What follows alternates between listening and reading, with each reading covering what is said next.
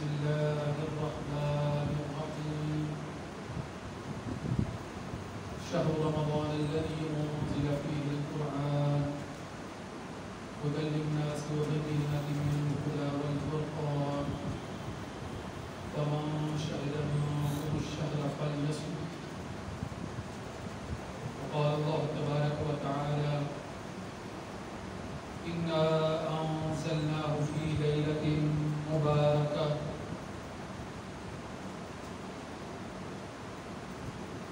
وقال في مقام آخر إنا نحن نزلنا الذكر وإنا له لحافظون. وقال الله تبارك وتعالى إنا أنزلناه في ليلة القدر وما أدراك ما ليلة القدر ليلة القدر خير من 1000 شهر تنزل الملائكة والروح فيها بإذن ربهم من كل أمر سلام هي حتى مطلع الفجر. وعن أبي هريرة رضي الله تعالى عنه قال قال رسول الله صلى الله عليه وآله وسلم من صام رمضان إيمانا واحتسابا غفر له ما تقدم من ذنبه ومن قام رمضان إيمانا واحتسابا غفر له ما تقدم من ذنبه ومن قام في ليلة القدر إيمانا واحتسابا غفر له ما تقدم من ذنبه. وعن عبد الله بن عمرو أن رسول الله صلى الله عليه وسلم قال الصيام والقرآن يشفعان للعبد يقول الصيام أي ربي إني منعته الطعام والشهوات بالنهار فيشفعني فيه ويقول القرآن منعته بالنوم فيشفعني فيه فيشفعان. وقال الله تبارك وتعالى إن الله وملائكته يصلون على النبي يا أيها الذين آمنوا صلوا عليه وسلموا تسليما. تمام أحباب حضرات آواز سے مجھے بات کریں. اللهم صل على سيدنا ومولانا محمد وعلى آله وأصحاب سيدنا ومولانا محمد وبارك وسلم عليه. اللہ رب العزت کا بڑا ہی شکر ہے، لاکھ شکر ہے کہ اس نے ہمیں یہ توفیق عطا فرمائی کہ ہم نے اس کے اس مبارک ماہ کے اندر اس کے کلام کو پڑھنے کا، سنانے کا اور سننے کا شرف حاصل کیا.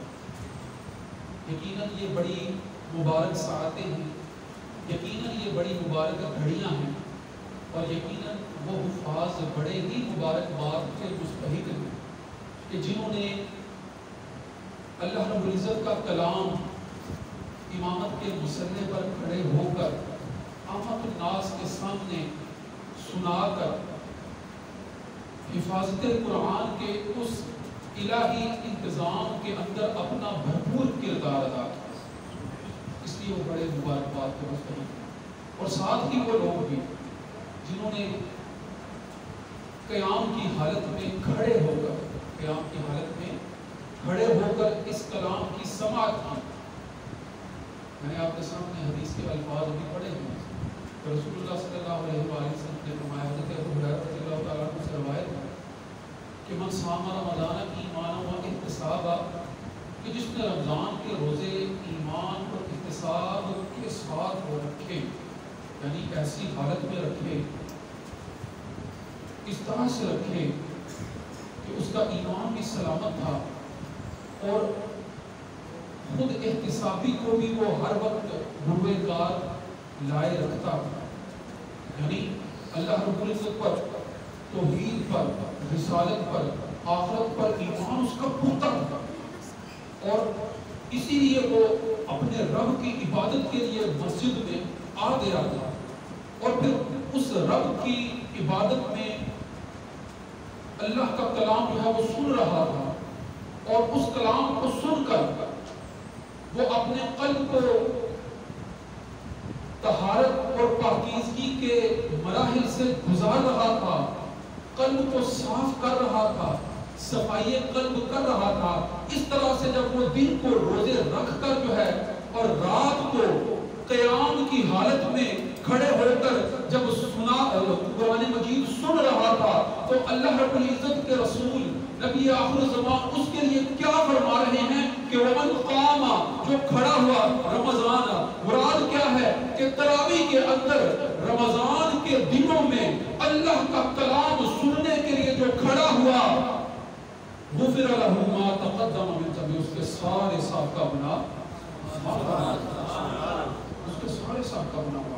اور آج رمضان المبارک کی 29ویں شب ہے، تاک رات ہے۔ اس رات کے متعلق بھی ہم جو ہے وہ توقع کر سکتے ہیں کہ یہ بھی لیلۃ القدر کی ایک رات ہو سکتی ہے۔ تو جو شخص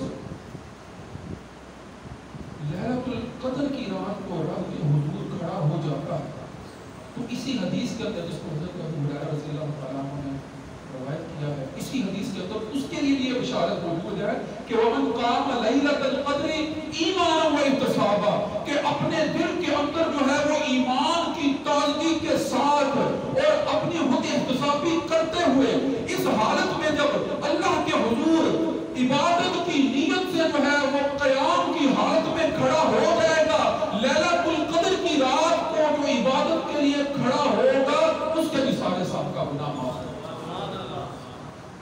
تو یقیناً یہ لمحات بڑے قیمتی، یہ لمحات، یہ گھڑیاں بڑی مبارک اور قیمتی گھڑیاں ہیں۔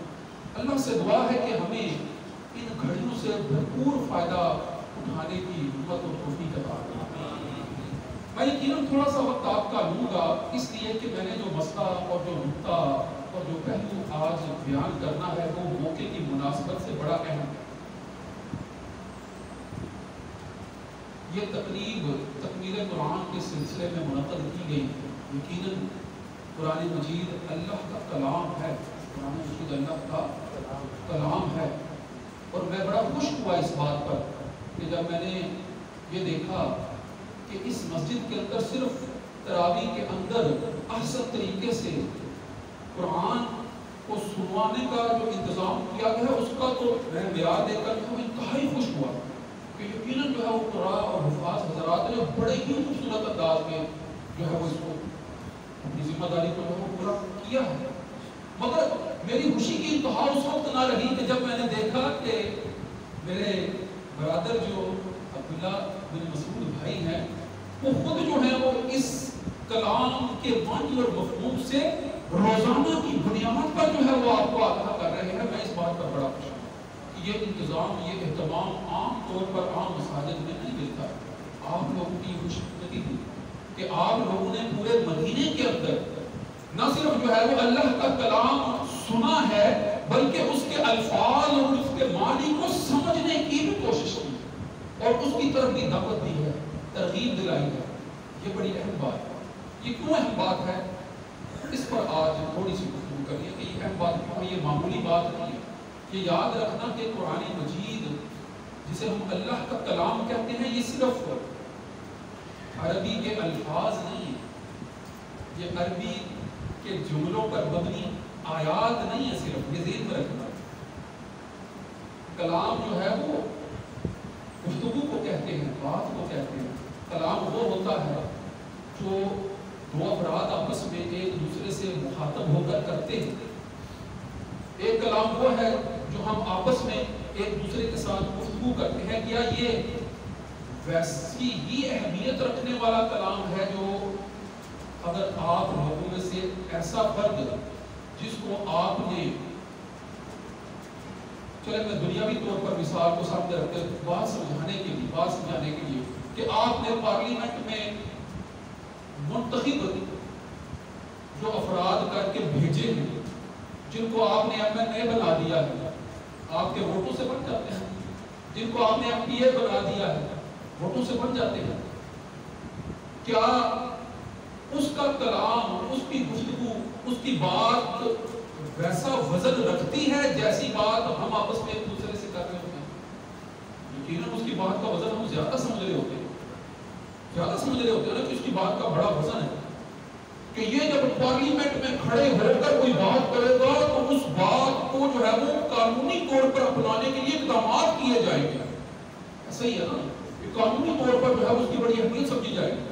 آمد الناس کے اندر جو ہے اس کا نفوذ ہوگا، اس کی اثر پذیری ہوگی، لوگ اس بات کو جو ہے وہ اہمیت دیں گے۔ وہ آج کھڑا ہو کر کہے گا کہ بھائی کورونا جو ہے وہ بڑی ہی جو ہے وہ ہمارے لیے مصیبت بنتا چلا جا رہا ہے، احتیاط اپناؤ، احتیاط اپناؤ، تو سارے احتیاط اپنانا شروع کر دیں گے۔ ایسا ہی ہے نا، غور کریں، ہے تو یہ بھی بات، ہے تو یہ بھی گفتگو، ہے تو یہ بھی کلام، مگر اس کی اہمیت جو ہے وہ ہمارے آپس میں گفتگو اور کلام سے کہیں زیادہ ہے، کہ اس کا اثر ہے، اس کی اہمیت ہے۔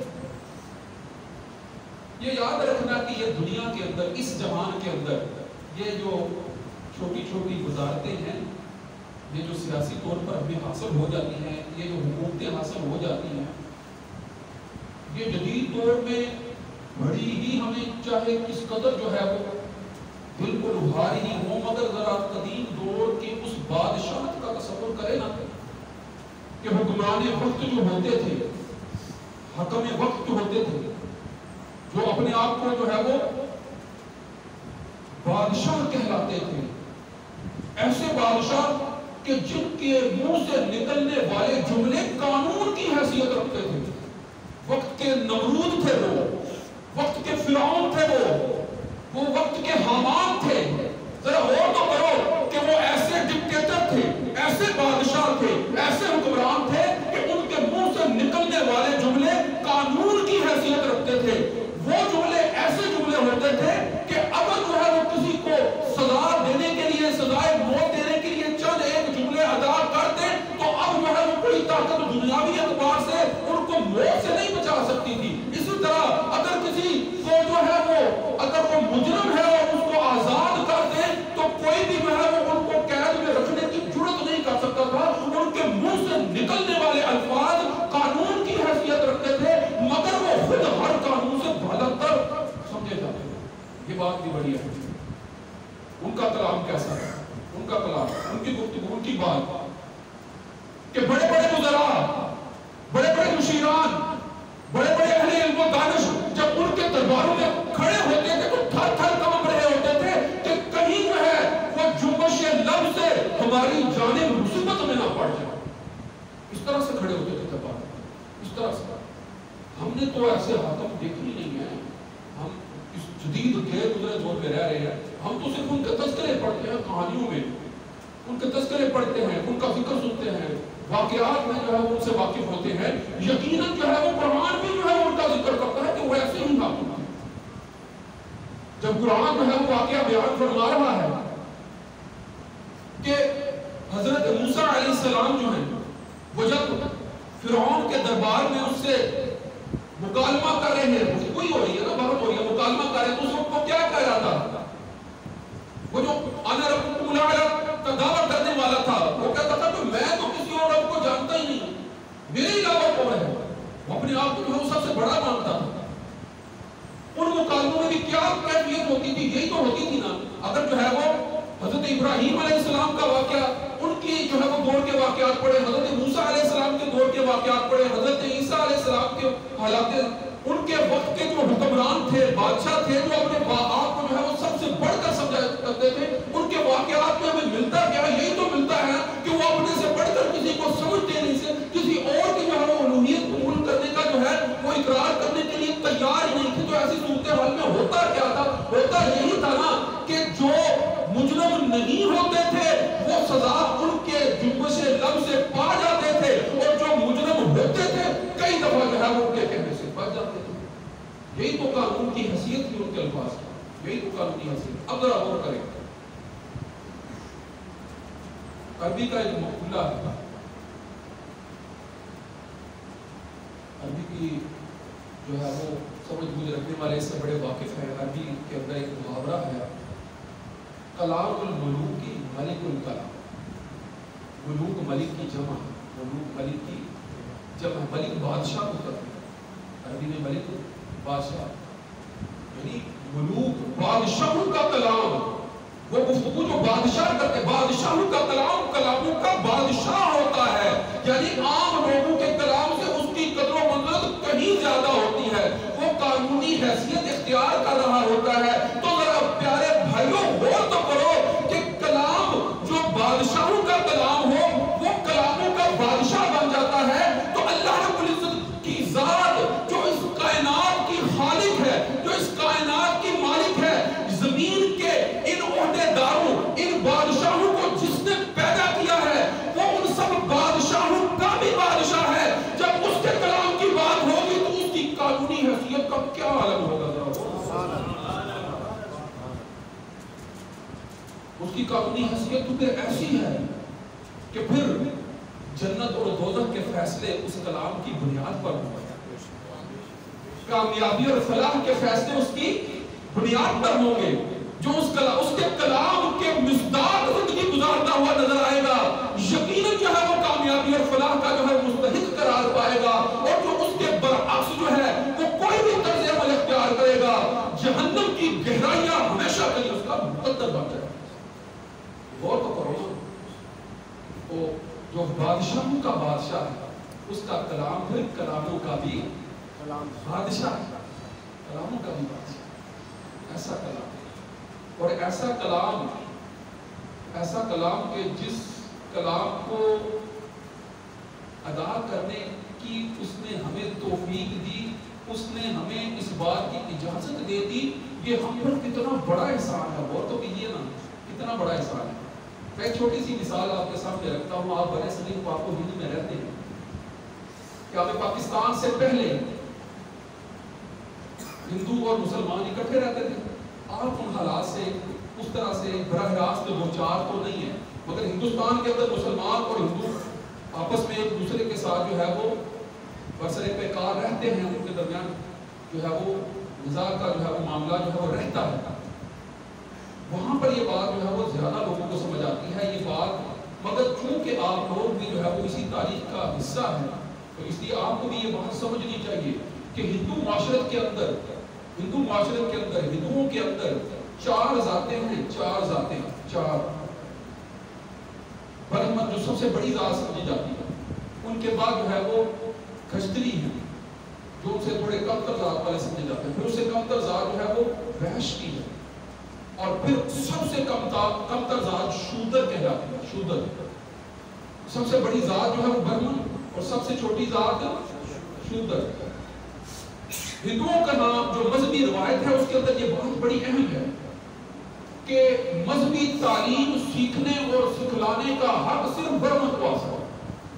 مذہبی تعلیم سیکھنے کا اور سکھانے کا حق صرف برہمن. جو برہمن نسل سے نہیں ہے وہ وید کو ہاتھ بھی نہیں لگا سکتا. ہاتھ کیا دور سے اس کے کلمات کو سن بھی نہیں سکتا ہے. اور اگر کوئی شودر جو کم تر ذات ہے جس کا کام ہی بڑی ذاتوں کی خدمت کرنا ہے، انہوں نے صرف جو ہے وہ خدمت بجا لانی ہے، انہوں نے جو ہے وہ کمیوں کی طرح کام ہی کرنے ہیں، انہوں نے جو ہے وہ کوئی مذہبی طور پر جو ہے وہ پیش قدمی کرنے کی جو ہے وہ ان کو اجازت نہیں ہے، کوئی اقدام کرنے کی ان کو اجازت نہیں ہے. اگر جو ہے ہاتھ لگانا تو دور کی بات، اگر کوئی شودر دور سے بھی وید کا کوئی کلمہ کان سے سن لے تو ان کے مذہب کے مطابق اس کے کان کے اندر سیسا پگھلا کر ڈال دیا جائے. یہ ان کی مذہبی تعلیمات ہے. تو غور کرو کہ اللہ کا کتنا بڑا احسان ہے ہم پر. اللہ تعالیٰ کا کتنا بڑا احسان ہے کہ اس ذات پات کے شکریہ سے ہمیں نکال لیا گیا اور اپنا کلام ہم سب کو جو ہے وہ عطا کر دیا ہے. وہ کلام، وہ الفاظ جس کا تکلم اللہ رب العزت خود فرماتے رہے ہیں اور جس کو جو ہے وہ جبرائیل امین جو ہے وہ آپ صلی اللہ علیہ وآلہ وسلم تک پہنچاتے رہے ہیں. وہی کلام ہم جو ہے وہ آج 1450 سال گزرنے کے باوجود بعین ہی بنوعن ویسے کا ویسا اپنی زبان کے ساتھ، اپنی زبان، ہماری زبانیں جو ہے وہ ناقص ہیں. ضعیف ہیں، بڑے کمزور ہیں، ہم جو ہیں وہ بڑے گناہگار ہیں، پھر بھی ہم کو اللہ نے یہ توفیق دی ہے کہ ہم اس کا کلام اپنی زبان سے ادا کر سکتے ہیں۔ نہ صرف ہمیں توفیق دی ہے بلکہ پوری عالم انسانیت کے لیے دعوت عام ہے۔ جس بھی مذہب سے کوئی تعلق رکھتا ہو، جس بھی علاقے سے کوئی تعلق رکھتا ہو، جس بھی جو ہے وہ تہذیب، جس بھی معاشرت، جس بھی تمدن سے تعلق رکھتا ہو، اس کلام کی دعوت سب کے لیے عام ہے۔ کسی کو روکا نہیں جائے گا کہ وہ اس کو نہ پڑھے، ہر ایک کو دعوت عام ہے، چاہے دنیا کے کسی بھی وہ مذہب سے تعلق رکھتا ہے، اس کو پڑھ سکتا ہے، اس کو سمجھنے کی کوشش کر سکتا ہے، اس کی وضاحت میں اس کی گہرائی میں جھونے کی کوشش کر سکتا ہے، اور اس کے ذریعے سے جو ہے وہ اپنی عاقبت سنوارنے کے لیے خود کو جو ہے وہ اس کے مطابق ڈھال سکتا ہے۔ سب کے لیے دعوت عام ہے، کسی کو روکا نہیں جائے گا۔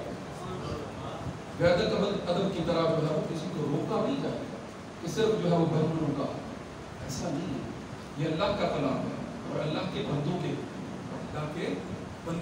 اللہ اپنے بندوں سے بڑی محبت کرتا ہے، اللہ اپنے بندوں سے، اور اس نے اپنے کلام کو نہ صرف ہمیں عطا کیا بلکہ اس کی حفاظت کا ایسا انتظام کر دیا کہ ہم حیران ہیں کہ اگر اللہ رب العزت نے یہ انتظام اپنے پاس نہ رکھا ہوتا تو شاید ممکن ہو ہی نہیں سکتا۔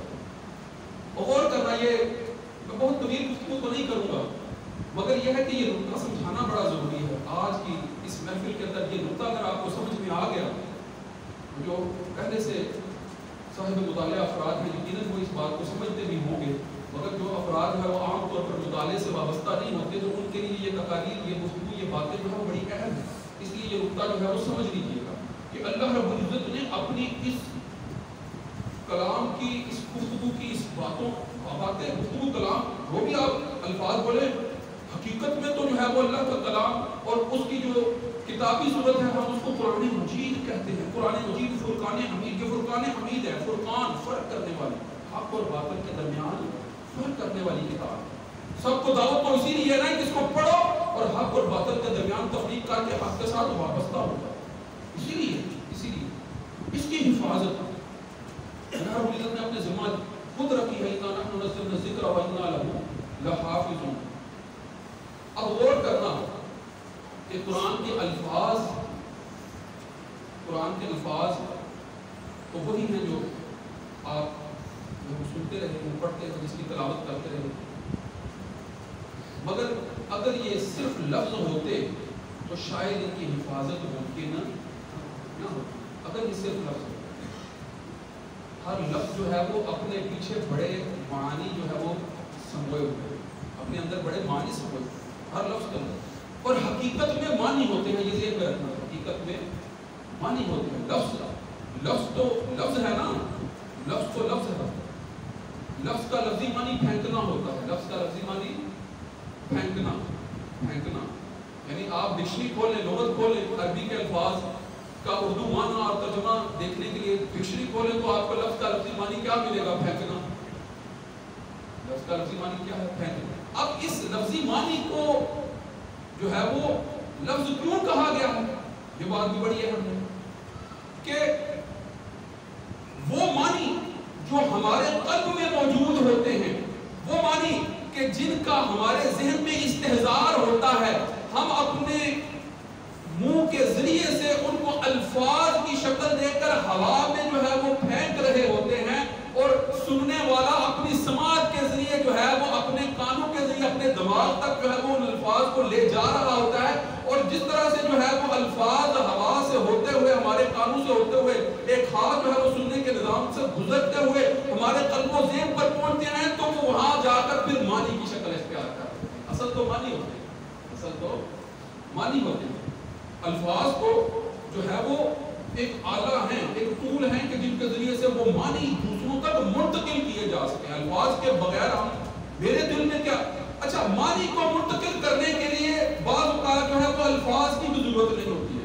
یہ بھی بڑی دلچسپ بات ہے، ضمنی طور پر آ رہی ہے مگر چلیں بات سمجھنے کے لیے بڑی ہے کہ الفاظ ہیں۔ ایک بچہ جو نومولود ہے، بالکل ابھی پیدا ہوا ہے، اس کو کون سے الفاظ بولنے آتے ہیں؟ اس کو کوئی الفاظ بولنے آتے ہیں؟